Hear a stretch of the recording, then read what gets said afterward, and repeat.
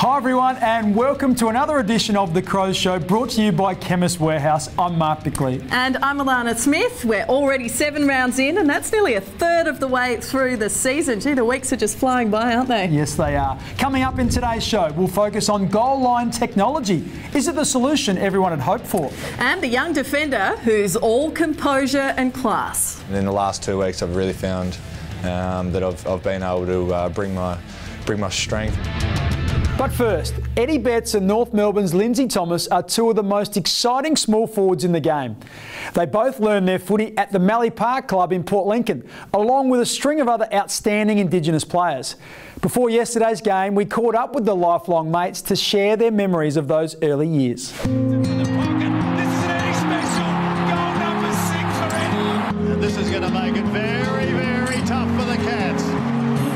Little Lindsay Thomas has got his second. You know, we played for Mallee Park under 14s, I think it was, and you know, it was funny because we both came runner-up in best and fairest that year for Mallee Park. We're always those two younger boys playing, you know, in the higher age groups. He was 13 and I was 12, and we were playing under 17s, and we actually played in the premiership together. You know, we've got a lot of talent at Mallee Park. You know, you got Byron Piggott that's come from there, the Burger and brothers. You know, even saying that, you've got players down there that can make the AFL. They're so talented, but they don't want to leave. They don't want to leave Port Lincoln. So yeah, but Lindsay, you know, and now playing against him, it's funny because we always on field, always when I'm running past him, always give me a little tap on the bum during the play, and always telling him, you know, when he's lining up for goal, just give him a little cheat. You can't get this, you can't get that far. Always good to have a little bit of banter. You know, I had my journey where, you know, you get into strife, and opportunity came where Port Adelaide Magpies offered me a position where I could move over and, you know, further my schooling, and I got homesick a lot, and you know, at one stage I wanted to chuck it in, but you know, fortunately enough, North Melbourne gave me the opportunity in 2007. 11 years later, here we are still. We've been pretty close, and when I was playing for Carlisle, you know, we would go around, you know, once a month to Lindsay's house for dinner, and take the kids around. The kids will play. Once you step over the white line, you're out there to battle. So. Once the game's finished, you know, it's always good to catch up, you know, see how family's going. You know, he was great for me. He was, you know, someone that I knew, along with Daniel Wells, obviously, and you know, he's always someone that I lent on for advice. We've been pretty close, and we're still pretty close to this day. Apart from Betts and Thomas, Mallee Park has also produced Graham Johncock, Daniel Wells, Byron Piggott and the Burgoyne brothers. Quite a remarkable achievement. It's now been 4 years since the AFL started the rollout of goal line technology, but it remains a work in progress. Results are not always conclusive, frustrating players and fans alike. So let's find out how the system works and what improvements can still be made. No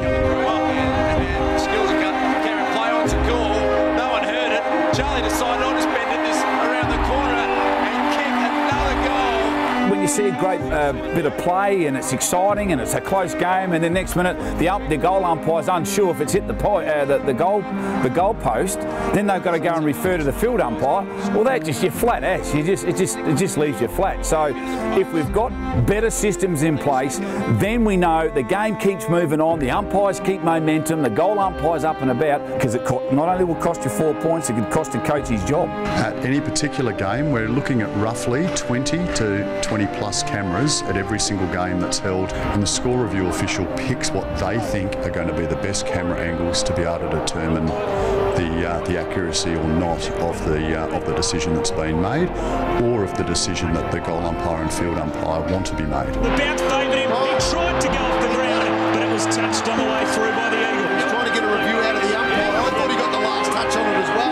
I think the AFL need to put more resources in getting better cameras in better positions in terms of the goal line and top of the goals, and even when the ball hits the post, have a little red light flashing that the ball has hit the post.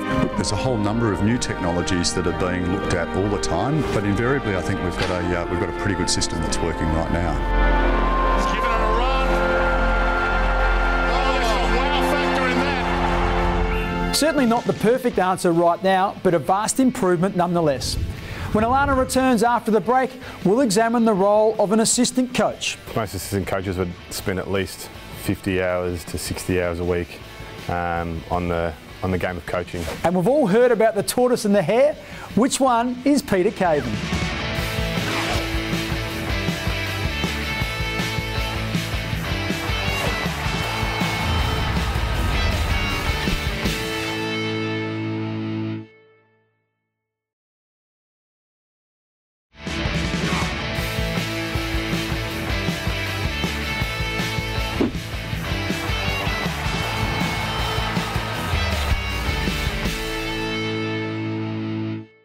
Welcome back. Some of our former players have shown they're still very competitive when they're given a challenge.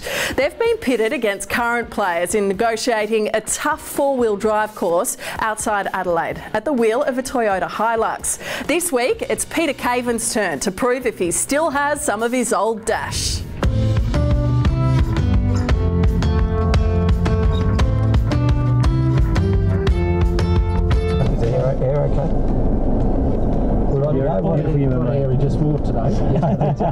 I've got a Hilux, but it's about 20 years older than one. This didn't need this one, but no, she was very comfy and could hardly tell you're off-road. I'm a virgin. The first time I've been full driving. I've been in a full drive before.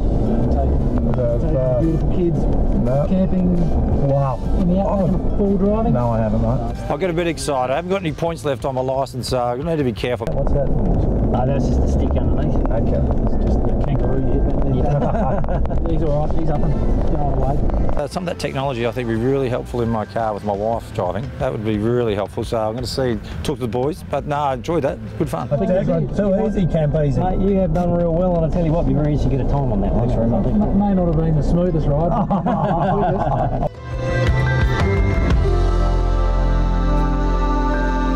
Oh dear, comparing Peter's time with the others, it looks like he's slowed down a tad over the years.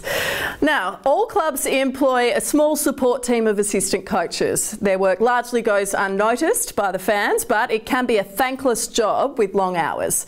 We asked James Podsiadly to help us understand more about the role. Most assistant coaches would spend at least 50 hours to 60 hours a week on the game of coaching. But I suppose it's part and parcel of the industry, really. I think when there's 18 teams in the competition, plus all the players that we look after, there's a lot of information and data that's out there, and we've sort of got to mine our way through that and find the stuff that's relevant. Let's go through some clips and have a look. Tell me what you're seeing here. Obviously the start of the week, there's a lot about the review of the game and sitting down with players and the team and sort of showing them what we're doing well and where we can improve. You definitely watch it once in full, and that probably takes most assistant coaches about 5 hours to do. You sit there and try and look at instances for your players and the team on things they're doing really well, and some of our education, a lot of our education comes from that component of the coaching week, I suppose, is the review. At the same time, there's a bit of an overlap there that we're looking at other teams pretty quickly early in the week as well, and everyone's got their own line, so I'd probably look at the forwards of opposition sides a lot. You would look at the defenders, and Campo sits and looks at the midfield. Good Tazi, good footwork. Good, Gord, good talk. Well done, man. Good area today. Midweek we get to our training and what we're trying to do there and what our goals are for training, and then we execute that, and then there's match committee, which we then start to look at how we're actually going to beat the opposition, what kind of team do we need to play. Pikey from day one has created a pretty clear framework for the players and us as coaches as well on what it takes to be successful. He's experienced success in the past, so from our perspective there's a bit of freedom within that framework to come up with some of our own initiatives and own ideas on how we can beat an opposition or improve or develop our players better, and he's really open to that as well. But yeah, Pikey has the final say at the end of the day. Pods has earned so much respect at Westlake since coming across from the Cats. Well, now it's time once again to venture into the Crows' kitchen, and today we're cooking up a contest between Daniel Talia and Brad Crouch. Neither are renowned for their culinary skills, so we've asked Crows ambassador and celebrity chef Callum Han to help out. It's all thanks to Thomas Farms. Hey guys, we're here thanks to Thomas Farms Kitchen, and today we're going to do a bit of a Crows cook-off. I've been enlisted to help these guys because I'm not sure how their skills are going to go in the kitchen. I'm about to be joined by Tals and Crouchy. How you going, guys? Bit nervous, mate. I'm not the best cook. Good to see you. Well, I reckon hopefully I can give you a little bit of a hand. So, guys, today we're going to do winter warming steak with potato and green beans. How do you reckon you're going to go? Steak's music to my ears. Might make it a bit easier. What about you, Crouchy? He's experienced, but I think I'm going covered, to be honest. I know that he doesn't cook often, so... I think I might be required a little bit here. Let's get cracking, shall we? It's got some diced potatoes here. Crouchy, I thought you said you were going to stitch me up. Mate, I never cook, and I'm well in front of you here. Slow and steady, we'll see. It's got the steak here. It's nicely seasoned with a bit of salt and pepper. We'll grab some olive oil before I do that, otherwise it's going to stick. Oh no. I reckon I've caught him after Tails' little blooper. I know it's tempting to kind of want to move it, but as soon as you try and move it now, that's when it'll actually stick. Let it kind of just cook for a bit. It's cooking perfectly at the moment. Don't want to overdo it. I like it medium rare, so I reckon it might even be a bit overdone there, but that's enough. One major difference that Carl, your steak came off after like 2 minutes. Yep. Whereas Crouchy's is still on a couple of minutes later. So I feel like one of the steaks is going to be beautiful, and one of them might be way under or way over. Oh no. So wait to see. I didn't like the way you said under first. Yeah, I'm ahead, but I don't. He's ahead, I'm nervous about my steak now. He's ahead, but his steak's still moving on his plate. Not sure a life in the kitchen beckons after football for those two.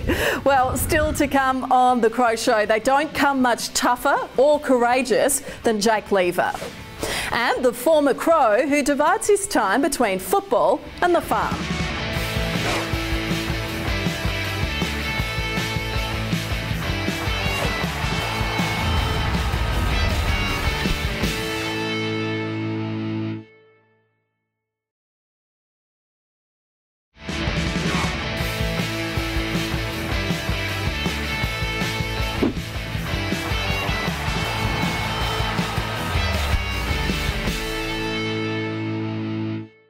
On the field, Brodie Smith has a reputation for aggressive, hard-running and penetrating defence.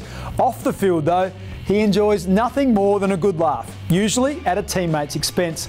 This time, it's Curtly Hampton's turn in Smithers' 60-second hot seat, all thanks to Revolution Roofing. This week for the Victory Veranda's hot seat, we've got Curtly Hampton. All right, Curtly, where were you born? I was born in Alice Springs in the Northern Territory. Which player at the club thinks they're the funniest? Charlie Cameron. Who's actually the funniest? There's a few there. I know you'd expect me to say you.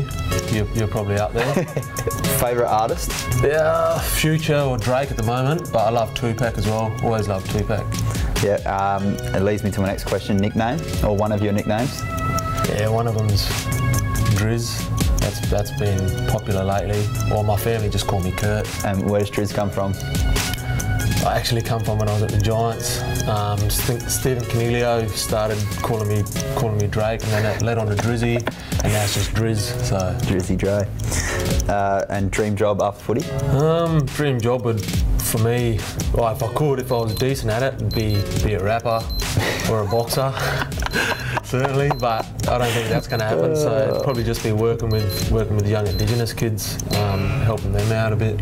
All right, Driz, thanks for joining us. Cheers, bro. Don't know if Curtly enjoys being called Driz, but we'll let you be the judge. In just 2 years, Jake Lever has established himself as a key pillar in the Crows' defence. The 2014 first-round draftee has already notched up 40 AFL games, earning a name for his intercept marking and reading of the play. And, importantly, he settled well into Adelaide life. Banks it long down towards full forward. Oh, terrific mark. Drifting in from the side, Lever.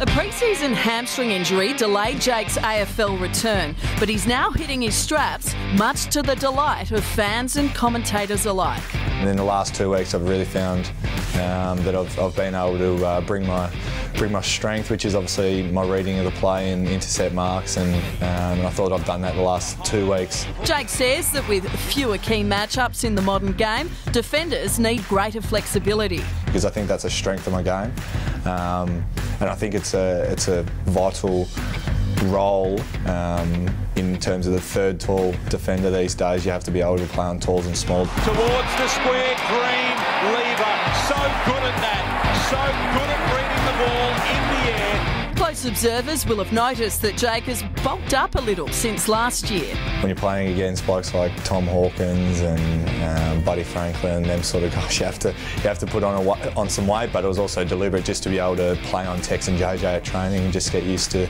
the bigger bodies. And according to Jake, when he trains alongside Tex, JJ and Eddie Betts, he knows he's up against the best forwards in the game. And that's where we get the confidence from, you know, coming up against forward lines, you know, every week. We've probably got the best forward line in the competition at the minute, so we're pretty confident that when we play at our best and we play our system, we can beat anyone. Rewalt attacks it hard. Leader. Awesome.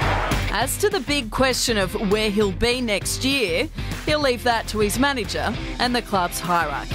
For me, I'm just worried about playing footy, and that stuff's going to get done in time. Of course, there's another lever at the Crows. Younger brother Tyson is in the Sandful development squad.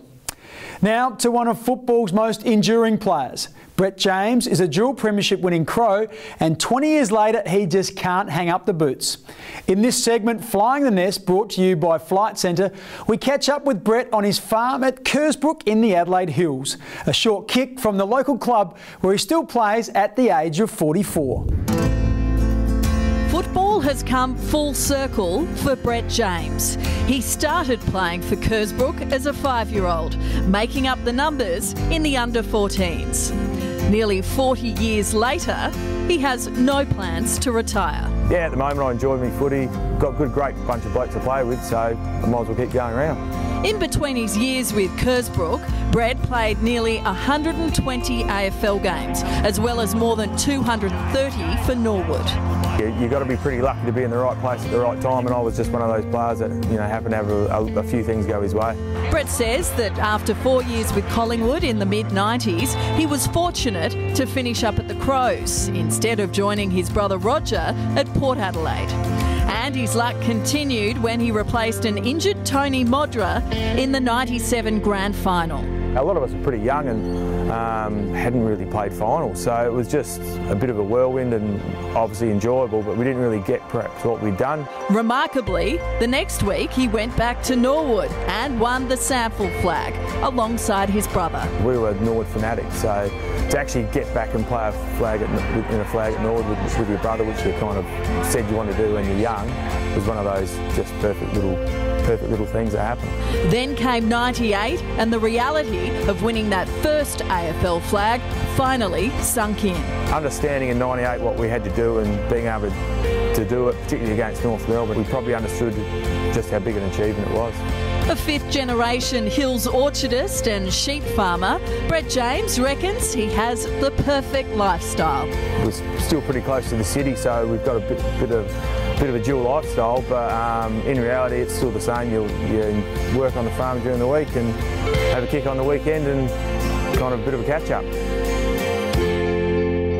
Still to come on the Crows Show, we'll check out some social media highlights and look for a winning face in the crowd.